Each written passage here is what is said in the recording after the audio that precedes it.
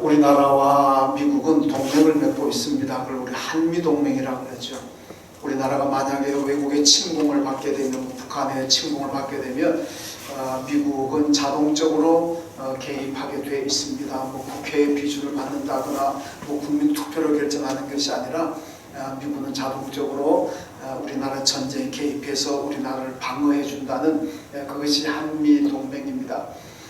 세계 사람들이 한국에 대해서 많이 놀라는 것 가운데 몇 가지가 있는데, 그 가운데 하나가 이 한국 사람들 어떻게 북한의 김정은이가 핵무기를 만들어 가지고 서울을 불바다로 만들어 버린다고 저렇게 위협을 하는데 어떻게 저렇게 태평할 수가 있나, 핵을 입고 사는 나라 백성들 어떻게 저렇게 태평할 수가 있나, 그걸 많이 놀란다고 합니다.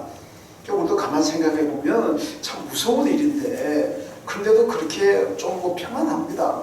옛날 같으면 라면 사재고 야단 날터인데, 요즘은 김정일이가 핵을 어떻게 한다 그래도 라면 사재기 안 합니다. 북한에서 보면 좀 재미없을 것 같아요. 김정은이가 위협하면은 이 남한 사람들이 겁을 내 가지고 막 숨어 들어가고 라면도 사재고 이렇게 해야 좀 북한도 좀 재미가 있어요. 위협하는 맛이 날 터인데, 아무리 그래도 남한 사람들이 별 걱정 안 하니까 이 북한 사람들도 김정은이도 그거는 좀 마음에 안 들 것 같아요. 그 왜 그런가 가만 생각해 보면 아마 한미동맹을 많이 믿는 것 같아요. 그래서 우리가 만약에 북한의 침공을 받고 북한이 핵을 쓴다 그러면 미국도 가만히 있지 않을 것이고, 결국 미국이라는 나라가 우리나라를 아마 지켜줄 것이라는 그런 좀 믿음이 있으니까 핵을 가지고 있어도, 핵을 가지고 위협을 해도 우리 국민들이 그렇게 혼란스럽다거나 안절부절하는 걱정하지 않는 것 아닌가, 그렇게 생각을 해볼 수가 있습니다.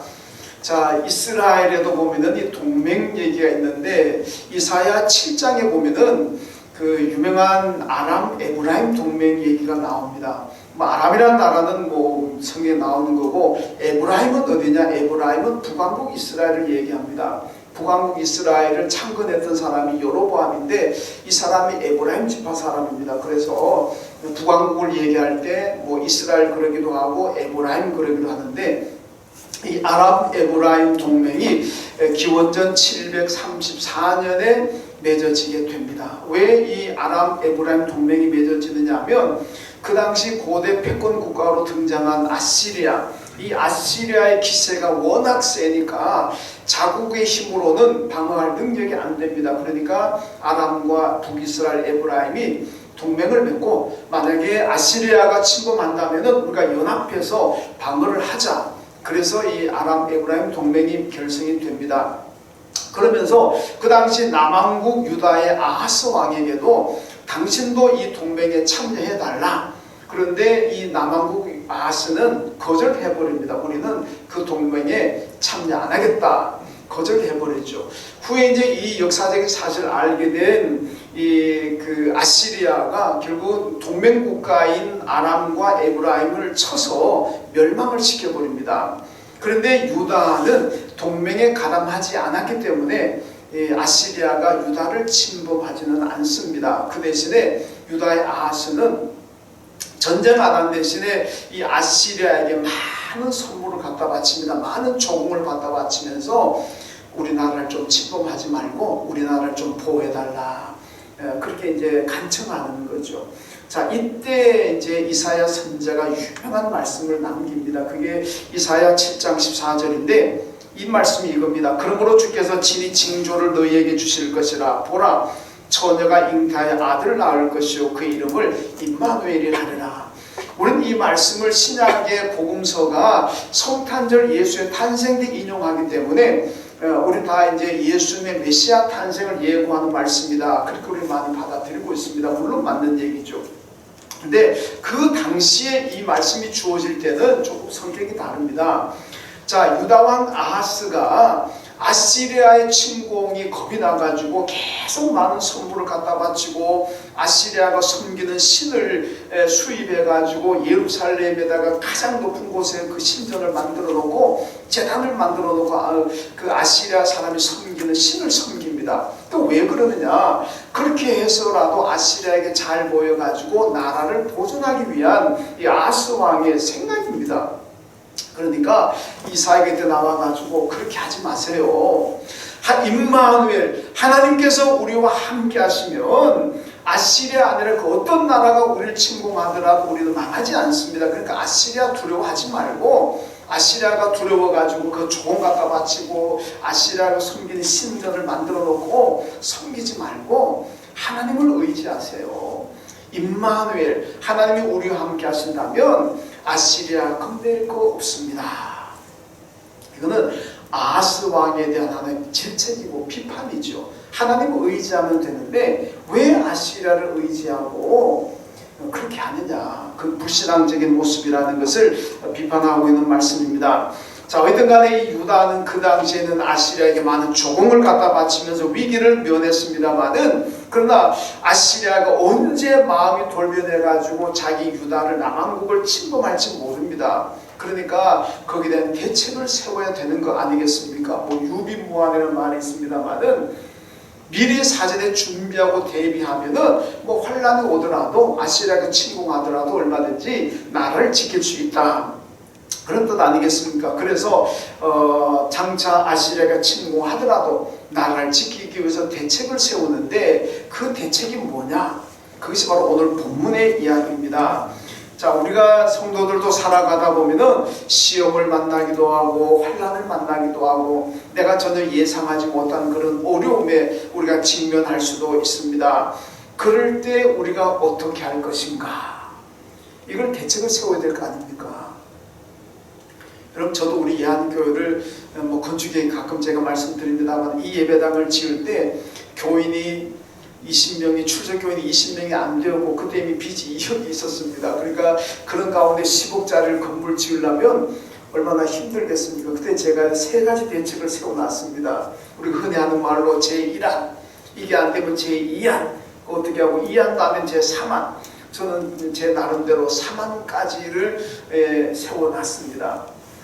그래서 어려움이 닥치면은 뭔가 대비를 해야 되지 않겠습니까? 바로 오늘 유다가 이런 장차 아시리아의 침범에 대비해서 대책을 세우는데 바로 오늘 본문의 내용이라는 거죠. 여러분, 성도들도 마찬가지입니다. 우리가 살아가면서 뜻하지 않은 어려움이 닥칠 수가 있고 위기가 닥칠 수가 있습니다. 그때를 대비해서 우리가 대책을 세워야 된다는 겁니다. 그런 일이 닥치면 내가 어떻게 할 것인가? 유명한 역사학자인 아놀드 토인비가 이 세계 역사를 도전과 응전이라는 등식으로 해석을 했습니다. 역사라는 것은 언제나 외부 세계로부터 도전이 온다. 그 도전이 왔을 때 어떻게 응전하느냐, 거기에 따라서 역사가 발전할 수도 있고, 응전을 잘못하게 되면 역사가 퇴보한다, 이거 아닙니까? 마찬가지 우리 개인의 인생도, 우리 교회도 마찬가지입니다. 수많은 도전들이 옵니다. 위기가 오고 어려움이 닥칩니다. 이럴 때 우리가 어떻게 응전을 하느냐, 어떤 방법을 사용하느냐에 따라서 여러분 흥하기도 하고 망하기도 합니다. 개인이 망하기도 하고 흥하기도 하는 거예요. 그거는 바로 우리가 도전에 대해서 어떻게 응전하느냐, 어떤 대책을 세우느냐에 따라서 결정이 된다는 말씀입니다. 자, 오늘 본문에 그렇다면 유다는, 이 남왕국 유다는 이 아시리아의 위협 앞에 어떤 대책을 세우고 있을까요? 오늘 본문 1절에 보면 도움을 구하러 애굽으로 내려가는 자들은 화 있을진저 그들은 나를 의지하며 병거의 많음과 마병의 심히 강함을 의지하고, 이렇게 얘기합니다. 그럼 남왕국 그 아하스 왕이 장차 아시리아에 침공한다는 이 위기를 당한다면 그때 우리가 어떻게 대책을 세우느냐, 어떻게 응전할 것이냐, 그것은 바로 여기 오늘 말씀처럼 애굽을 의지해야 되겠다, 이겁니다. 그래서 애굽을 의지해야 되겠다. 그래서 도움을 구하러 애굽으로 내려간다는 겁니다. 이건 뭐냐, 애굽으로 쪼르르 달려가 가지고 우리가 위기를 당하면, 아시리아가 우리를 침공하면 우리를 좀 도와주십시오, 그렇게 간청한다는 얘기입니다. 근데 이게 몇 입이 됩니까? 빈손 들고 가서 그렇게 됩니까? 안 되잖아요. 많은 선물을, 금은 보화를 가지고 가서 애굽의 바로왕 앞에 갖다 바치고 그러면서 우리를 도와달라, 이거 아닙니까? 빈손 들고 가는데 누가 애굽이 도와줍니까? 그래서 남왕국 유다가 위기가 닥치면은 대책을 강구하는데 그게 바로 애굽에 많은 선물을 갖다 바치고 애굽의 도움으로 위기를 모면하려고 하는 것, 이것이 바로 남왕국이 세운 대책이었다 하는 말씀입니다. 여러분, 이스라엘 역사를 보게 되면은 전통적으로 이스라엘은 애굽이라는 나라를 굉장히 많이 의지합니다. 왜냐? 애굽은 물도 나일강에 물이 풍부해가지고 물도 많고 땅도 비옥하고 목초지도 많고 그리고 수천 년간 내려오는 전통적인 강대국입니다. 그러니까 이 애굽이라는 나라가 보통 뭐 바벨론 제국이니 아시리아 제국이 그래봐야 몇백 년 지나다가 뭐 한 천년 정도 지나다가 사라지지만은 애굽 제국, 이집트 제국이라는 거는요 3,000년, 4,000년 내려오는 제국입니다. 그러니까 어마어마한 역사를 가지고 있는 그런 제국이죠. 그래서 옛날에 우리가 아메리칸 드림 그랬잖아요. 우리도 옛날에는 뭐 미국만 가면 잘 산다. 어떻게든 미국 가려고 그랬죠. 지금 동남아시아 가면 코리안 드림이라고 그러잖아요. 한국만 가자. 한국만 가면 잘 산다. 우리 송 집사님 그 공장에도 회사에도 외국인들이 동남아 사람들 꽤 많이 와 있습니다. 그분들은 코리안 드림이라는 게 한국만 가면 잘 산다는 겁니다. 그러니까 막 엄청난 돈을 들여가지고 오잖아요. 이 고대 세계에서는 바로 이집션 드림이라고 그러죠. 이집트, 그러니까 애굽에만 가면 우린 잘 살 수 있다. 이게 이스라엘 백성들이 가지고 있는 그런 생각입니다. 그러다 보니까 애굽이라는 나라를 참 많이 의지하게 됩니다. 그런데 오늘 말씀에서 보니 이사야가 얘기합니다. 도움을 구하러 애굽으로 내려가는 자들은 화가 있을 것이다. 여러분, 이스라엘은 전통적으로 애굽을 그렇게 많이 의지하고 있고 애굽에만 가면 내가 복을 받는다, 잘 산다는 생각을 가지고 있는 사람들인데 이사야는 지금 뭐라 그럽니까? 도움을 구하러 애굽으로 내려가지 말라. 애굽으로 가서 도움을 구한다면 그 사람에게는 화가 미칠 것이다. 이렇게 말씀하고 있습니다. 이 얘기는 뭐냐? 애굽에 가서 도움을 구하지 말고 하나님께 와서 엎드리라는 얘기입니다. 하나님께 와서 도움을 구하고 하나님을 의지해야지 왜 애굽에 가서 도움을 구하고 애굽을 의지하려고 그러느냐? 이 불신앙을 책망하고 있는 말씀입니다. 그러면서 1절에 보면 이스라엘의 거룩하신 이를 앙모하지 아니하며 여호와를 구하지 아니하며, 애굽으로 내려간다는 게 무슨 의미냐? 하나님께 기도하지 않는 거라는, 하나님을 의지하지 않고 하나님께 도움을 요청하지 않는 불신앙이라는 거죠. 오늘 본문은 31장입니다만 그 앞에 30장에 보면은 똑같은 얘기 나오고 있습니다. 30장 2절 말씀을 보면은 그들이 애굽의 그늘에 피하려 하여 애굽으로 내려갔으되 나의 입에 묻지 아니하였도다. 이렇게 말씀합니다.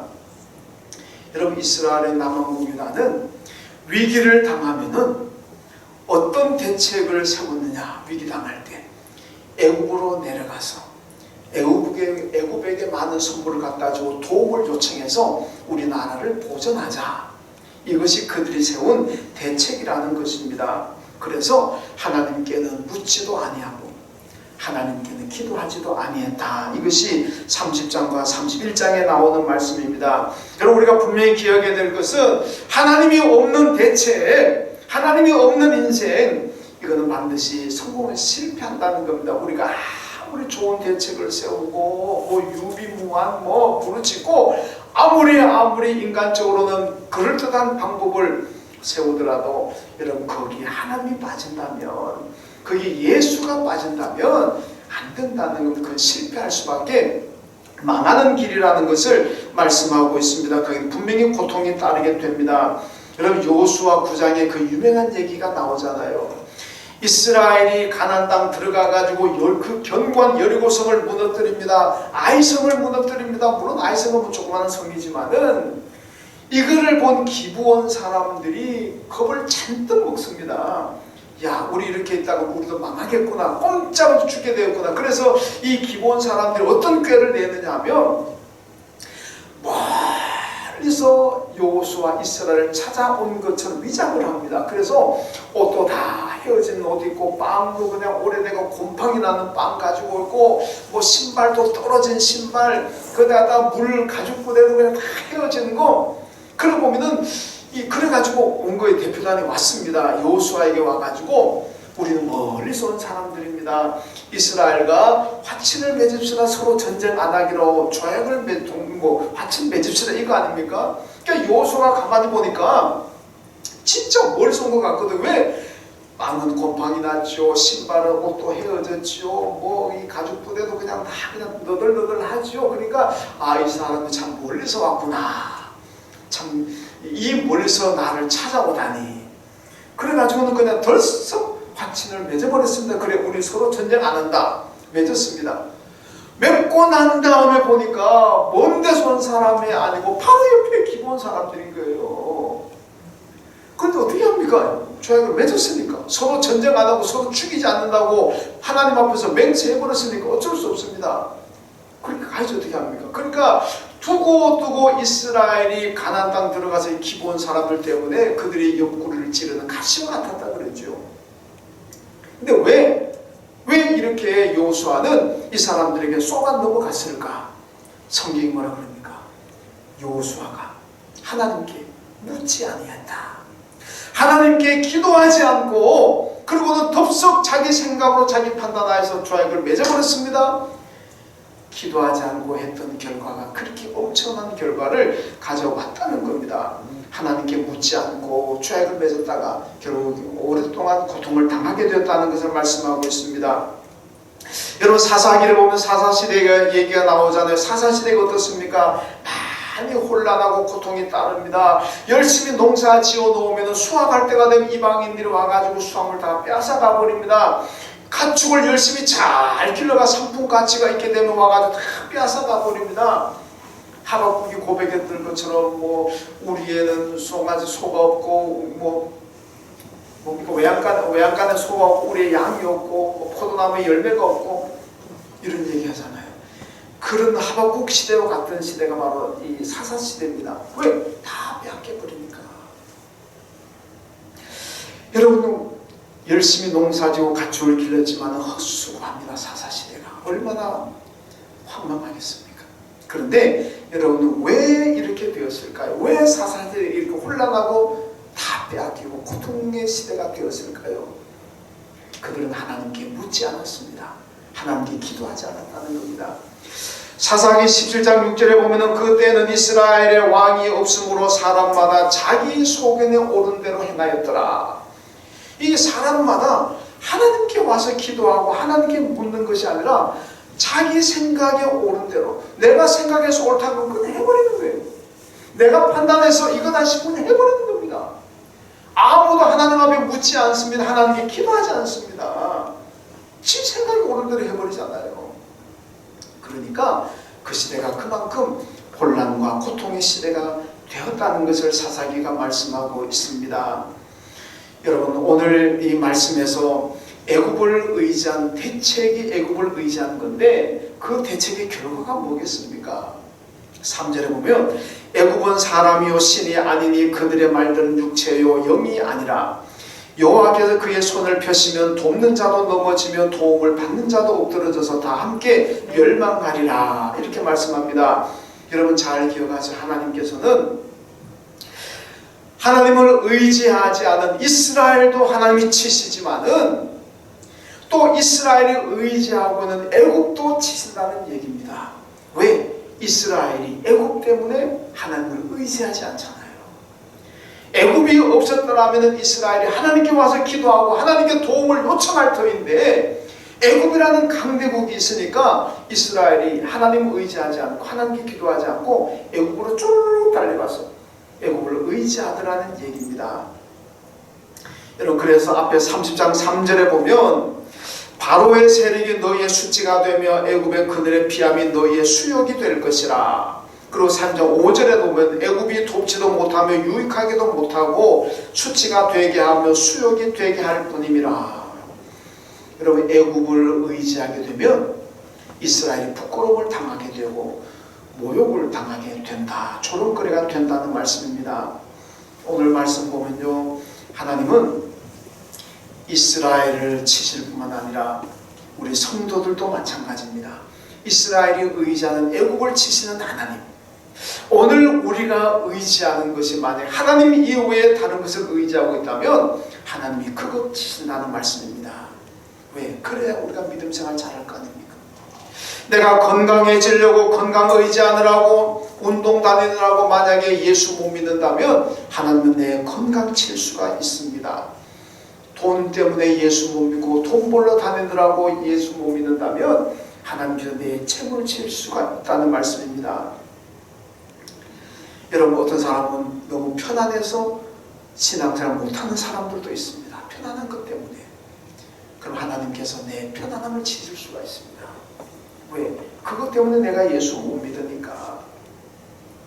그것을 오늘 본문이 그렇게 얘기하잖아요. 도움을 받는 자도 하나님께서 치실 것이고 도움을 주는 자도 하나님이 치실 것이다. 그러니까 도움을 받는 자도 돕는 자도 하나님 치신다고 말씀합니다. 여러분, 교훈 들었던 교훈이 그래요. 아이고, 자식 때문에 내가 예수를 잘 못 믿어요. 이런 그 말 함부로 하지 마세요. 자식 때문에 예수 못 믿어 하나님 자식 집 어떻게 할 겁니까? 아이고, 그놈의 회사가 뭔지 회사 때문에 내가 신앙생활 못합니다. 여러분, 하나님 그 회사 칠 수 있습니다. 신앙생활에 방해되는 것들 때문에 하나님이 치신다는 말씀입니다. 그러므로 우리는요, 어떤 것 때문에 예수 못 믿으면 안 된다는 얘기입니다. 여러분들이 가지고 누리는 것 중에 아무리 귀한 것이 있다고 할지라도 그것 때문에 내가 예수를 못 믿고 그것 때문에 내가 신앙생활을 못한다면 어떻게 합니까? 애굽을 치신 하나님께서 이스라엘이 애굽 때문에 하나님을 의지하지 않잖아요. 애굽을 친다는 얘기입니다.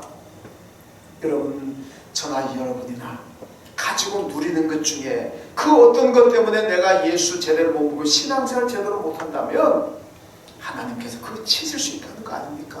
그러니까 우리가 어떤 것도 그것 때문에 예수 못 믿는 일이 있어서는 안 된다는 얘기입니다. 그걸 다 없애야 됩니다. 야곱이 창세기 35장 보면요, 아람의 하란에서 돌아오는 길에 베델로 올라가잖아요. 올라가기 전에 하란에서 가져왔던 모든 우상들을 전부 다 땅에 묻어버리고 다 파괴시키고 그리고 베델로 올라가서 하나님께 예배하잖아요. 여러분, 야곱이 베델에서 그 하란에서 가지고 온 중에 그 아내가 라헬이 가지고 온 중에 뭐 드라빔이라는 이게 얼마나 귀하겠습니까? 뭐 그게 가정의 수호신입니다만은 하여튼 이 목숨을 걸고 그게 만약에 라헬이 가지고 있다가 나만에게 걸려서 들켰더라면은 그 죽습니다. 그렇게 맹세, 이거 만약에 나오면 죽는다. 그리고 찾았잖아요.